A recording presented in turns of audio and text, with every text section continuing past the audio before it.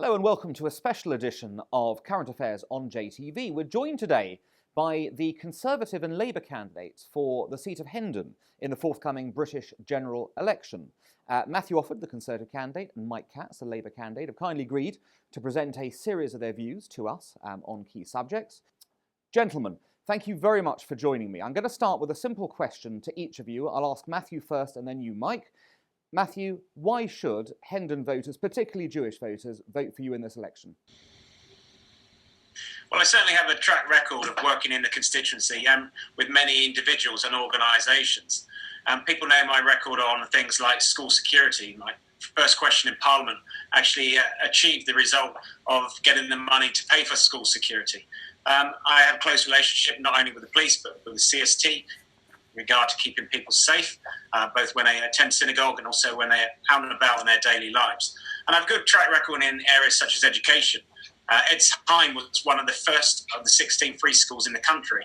And I'm very proud that I've been working with the local education authority and with the government to get funding to expand school places, to get new schools and give parents a choice in the education they have for their children. And so I generally have not only a local interest, as I'm someone who actually lives in the constituency in Hendon, but I've made many relationships over the years. And so as such, I feel I'm the best person to represent this constituency in Parliament. Okay, Mike, same question to you. Thank you, and thank you for inviting me to this interview. I mean, the first thing I should do is say that I live and I've grown up and born and bred in northwest London. My family, my mother particularly, and her family came from involved in Edgware United Synagogue and taught at local schools.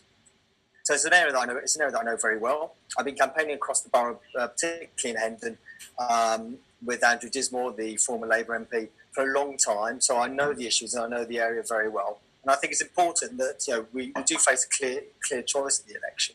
And one of those, the most important issues is around Brexit. And we know that, firstly, the majority of the whole constituency voted to remain. And research indicates the majority of the Jewish community, by a bigger margin, generally speaking, voted to remain as well. And so I'm very committed to fight, to ensure that we have a deal that works for Britain and that avoids a hard, extreme Brexit. And from my perspective, that's a really important, because directly having a cliff-edge Brexit will directly impact on our ability to fund public services, as well as continue and ensure the people's livelihoods and businesses continue as we want to see and see the economy grow. Having seen just yesterday announced a drop in earnings, and that's kind of a decrease in the cost in the standard of living compared with inflation. And there's a real problem that lots of families, especially in the Jewish community, are facing in terms of having a cost of living crisis. So from my perspective, I want to stand up for those people. I want to fight public services. I'm taking it for the Jewish community. As a Jewish person myself, I understand the issues, and I'll particularly be a very firm advocate for the community in terms of fighting anti-Semitism. Okay, let me stop you there because we're going to come on to other issues. You've done your 2 minutes. Let's stop there. I obviously know you've brought in economy, other factors. We just don't have time to do those justice in this programme. I obviously understand their central importance to Jewish voters, all voters, of course, in that. I'm going to target those 3 areas to have a quick look at. If we start with anti-Semitism, a question to both of you, and Mike, I'll start with you.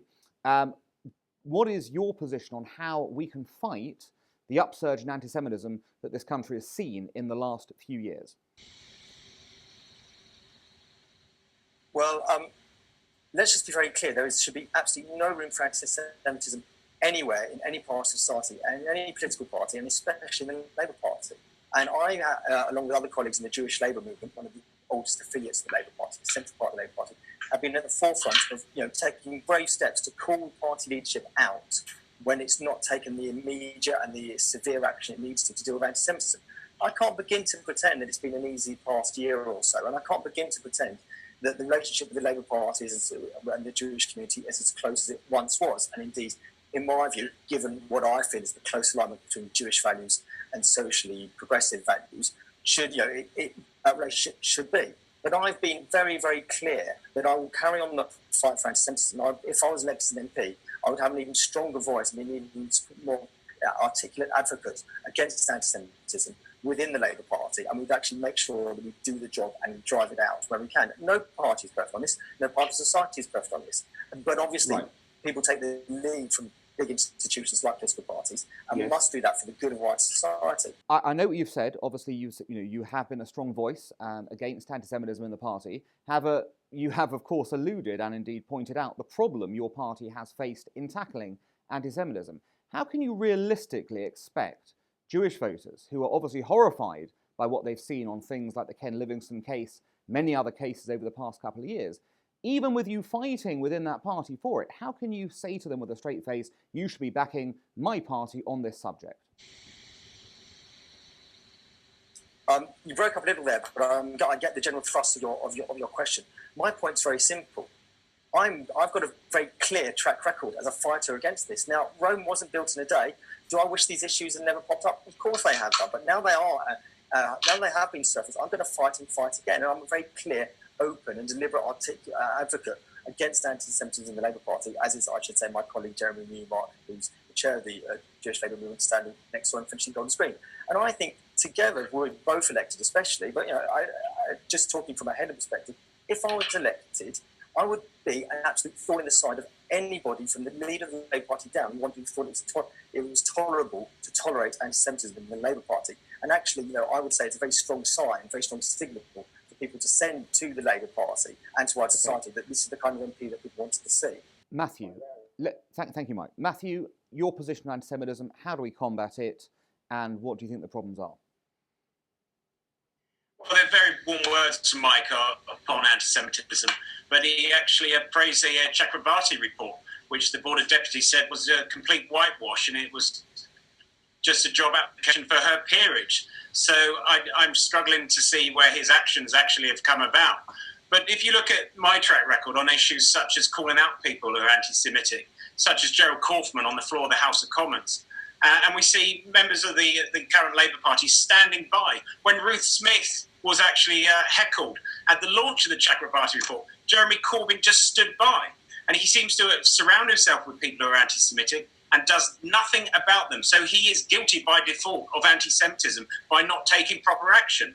Now, I've certainly called out people. I went along to number 10 when there was a demonstration against Bibi Netanyahu, and I saw Hezbollah flags being flown, the group that's anti-Semitic, and I not only lobbied the Metropolitan Police, but also the government to have these organisations prescribed under the Terrorism Act. I've got a track record second to none.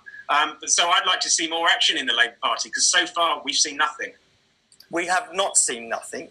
I have not put myself on the line. I've not got trolled through social media for you to turn around and tell me that we've seen nothing. Has it been good enough? No, but we're trying to have an honest, open debate. And actually, I've got to say, the hustings we did last night in Israel, I thought you took a much better line. I'm really sorry that you're taking a much more aggressive line about trying to play political football with an issue to the community, which is far too serious. I'm not here pretending that it's perfect. I'm not here pretending that the Chakrabarti report was by any means perfect. Did it have some good things in it? Yes, of course it did. I think it was very good for it to be very clear, and it's a step that's already been implemented, to say that the use of the word Zionist or Zionist as a political barb in debate, whether it's on campus or in any forum in the Labour Party, should be outlawed, and that's what and that is what has happened. Okay, Matthew, any last comeback on that?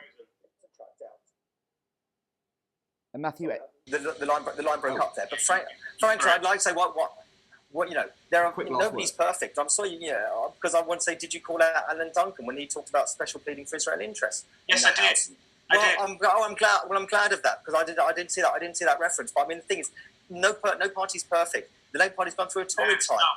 But I also call out Jeremy Corbyn when he calls Hamas his friends. And we call that out. Not enough. Not enough.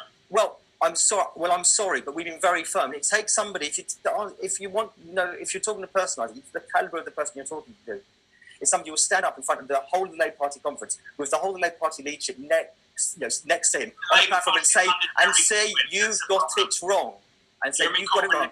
And what did I get? One at a time. One at a time.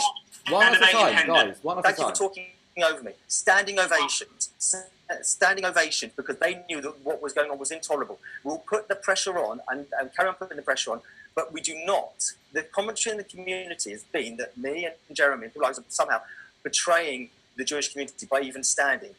That is, I cannot. Mike, let me ask you about that, because there has been Mike. fight fascism and anti-Semitism. Mike, let me stop. Matthew, let me just put in a question there. Because Mike's raised an interest. There's been a lot of criticism. Mike has faced that. I just want to ask you, Mike, that the particular criticism is, people have said, stand as an MP by all means, but why in Hendon? Well, because it's an area that I know, it's an area that currently doesn't have a Labour MP, that I think needs a Labour MP. I want to be very clear. Nobody put me up to doing this. Nobody put a gun to my head and say, well, listen, you're going to... Matthew, I'll give you a moment. Matthew, I'll give you a moment in a second. Let Mike just finish his point, and then I'll let you have a point on this. Matthew, that's really rude. I'm sorry. I'll tell them... The local party did not choose you. You were imposed. Matthew, if you give me a chance, I will explain. You're being very intemperate here, so can I just explain? I was given the opportunity, because it was a snap election, to apply for a seat. I could put any seat down. I could have made multiple applications. I put one application in, one seat ended. And when I put that application in, I said that I had the support of the former MP and parliamentary candidate, Andrew Dismore, and I had the support of the chair of the constituency Labour Party, which I do.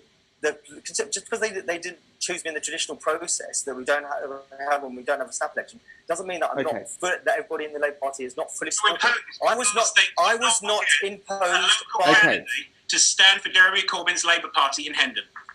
Matthew, let me be clear about this. I applied for one seat only. I was chosen for one seat only. I had the support of local former candidate, current Assembly member, and the support of the chair of the Labour Party. It isn't irrelevant. I was appointed in the same process that everybody was. So wherever anybody who was standing as an MP Mike, let's move on to another issue. Okay. I'm not entirely sure the point you're making.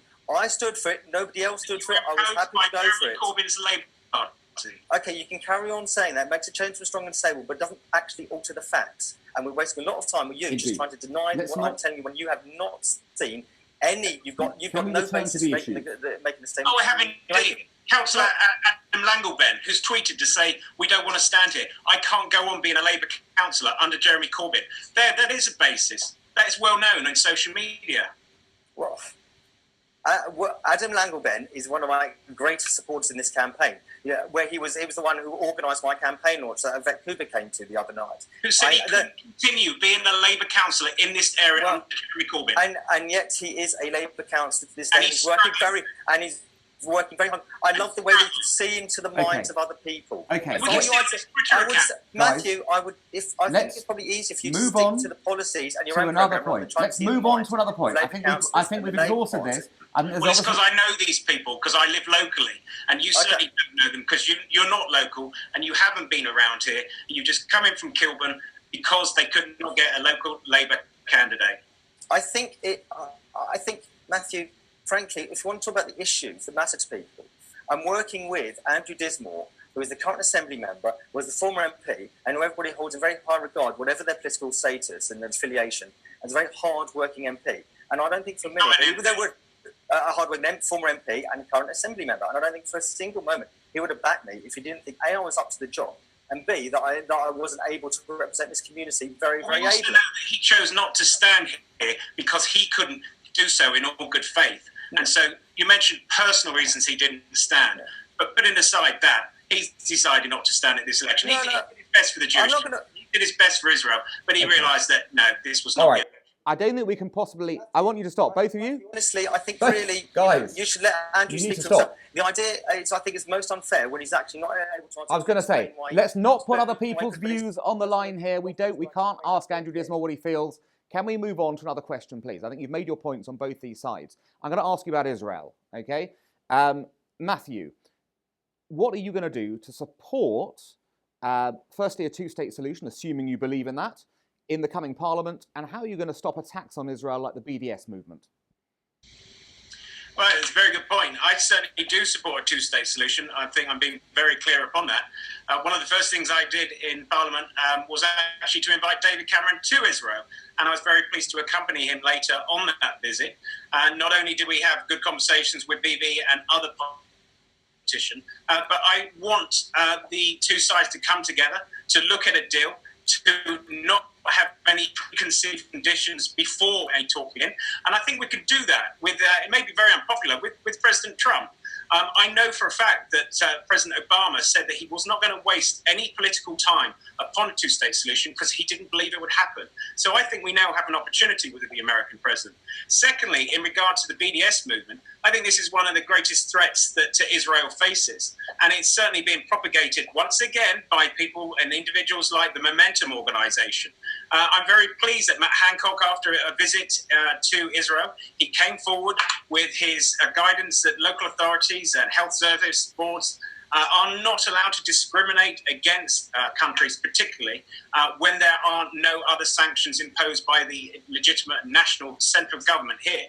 So we've certainly played our part, and we'll continue to do so. But once again, we see organisations like Momentum perpetuating a boycott of Israel. It's counterproductive. Okay, but Matthew, it was your government that voted for UNSCR 2334 in December, was that?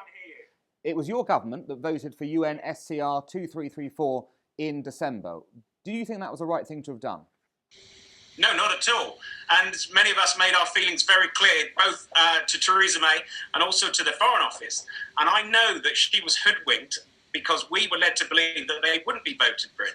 But don't forget, when we came to the Paris conference, the Conservative Party, the Conservative government, voted against. We sent out a very strong message. Okay, Mike, your position on a two-state solution and indeed on BDS? Well, in terms of the, I'd like to be able to tell your viewers that, in terms of the lines that Matthew set out, both on a two-state solution and on BDS, I do actually agree with the thrust of the comments. We obviously need to find a two-state solution. We obviously are in danger in terms of where the political debate in Israel itself is going. That people are giving up on that from a right-wing perspective. And so we need to do everything we can to marshal forces internationally. Frankly, whoever is in government here, to marshal international leadership, including whoever is in the White House. We can't sit on our laurels here. We must make sure carry on pushing for a two-state solution. It's the only way that the region can find lasting peace and lasting security, and can grow their economies in respective mutual coexistence. BDS is a terrible idea. It should definitely not be promoted. And I'm very clear that, and I'm very surprised actually what you said, Oliver. I haven't had a chance to read the Conservative Manifesto. I'm surprised there's no mention of BDS or Israel, if this is what you say in the Conservative Manifesto. The Labour Party Manifesto makes it very clear that BDS is not on. Whatever lobbying they may go on, as Matthew sort of referred to in answer to the last question on the UN resolution. There is different forces within different political parties who want different things, but the Labour Party manifesto is very, very clear. Support for two-state solution, opposition to BDS. And recognition of a Palestinian state immediately. Yeah. Well, do you agree with that? For my part, I think I think in the longer term that's going to happen. I don't think it's a necessary thing you need to actually promote the two-state solution and promote the peace process. But I think essentially the language that we've got in our manifesto is exactly the same language we've had in the past three manifestos, and our position's not changed. I think it's a shame that the Tory party, as I say, haven't actually got any mention of this at all in their manifesto, if that's the case. We don't need to, because our actions while we've been in government have been crystal clear. Well, but we have seen the draft manifesto from the Labour Party, which was leaked, had a much different line, and there were a lot of changes. Well, that was a. Had not agreed.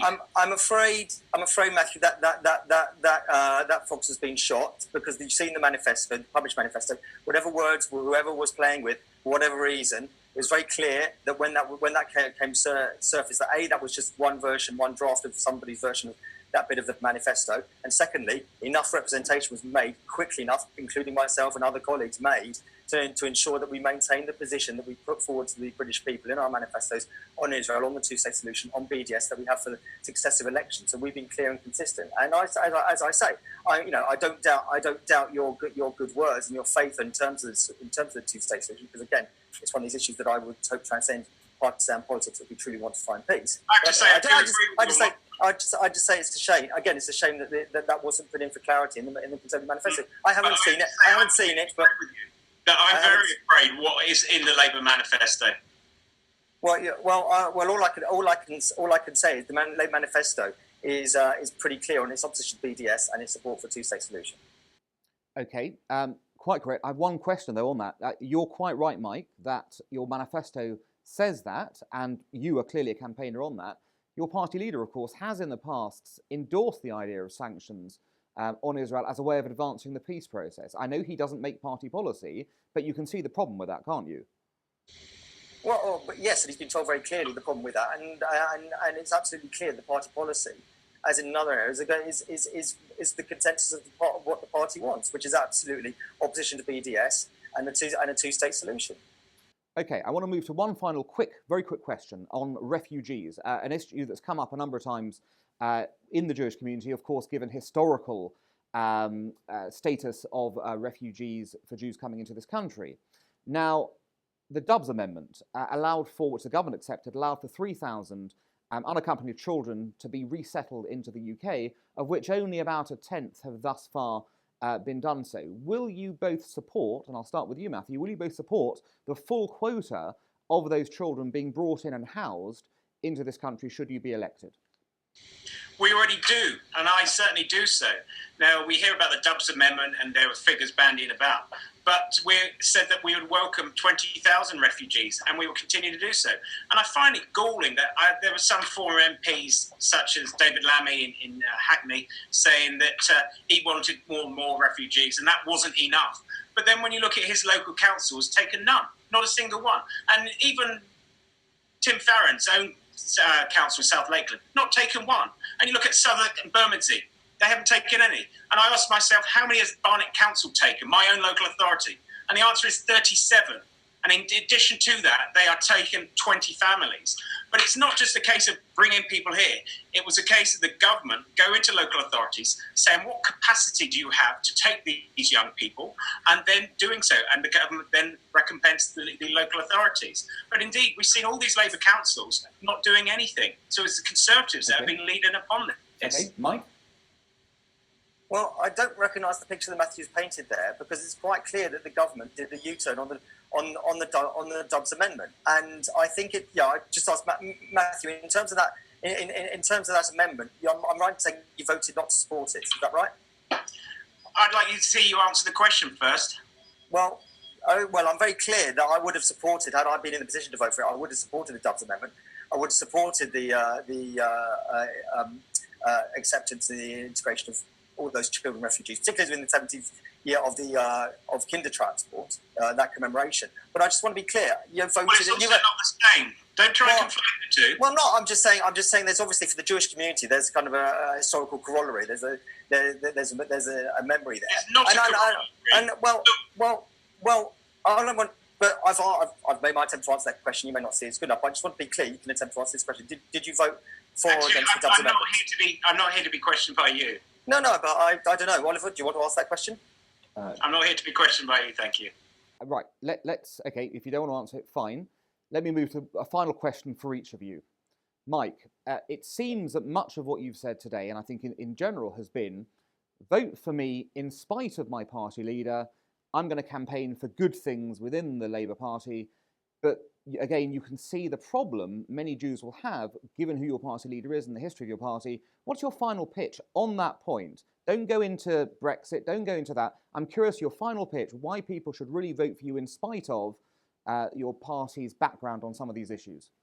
Well, the only thing I will mention on Brexit, and I know you don't want me to go into it, but because I know that many people of all communities, particularly the Jewish community, they did vote Remain, and they are concerned about the impact of Brexit, and they feel that actually, Matthew's views are quite extreme on Brexit, and they want to have a representative who is more in line with their views and their values, and I would fight a hard Brexit. And also, I would say that they want to have somebody who wants to support public services, not see cuts to school funding, not see the cuts to the police that we've seen, not see the cuts to the NHS. And so they do want to have somebody who's got my values, and they understand that, because I've been through it, that I will be campaigning and standing up to the Jewish community, because it's not been easy for me, but I've got the right values, and they want to stand up for me, and they understand that actually electing me, and I would say to you, electing me would send a very strong message to the party leadership and to the Labour Party, but also to the wider community about the trust that they've got, that we are determined to root anti-Semitism out of society. Will it? Because the argument's been put that actually electing you would enable the party leadership to almost endorse their behaviour, to say, it doesn't matter what we do, a Jew will still get elected in Hendon, so we can keep on doing it.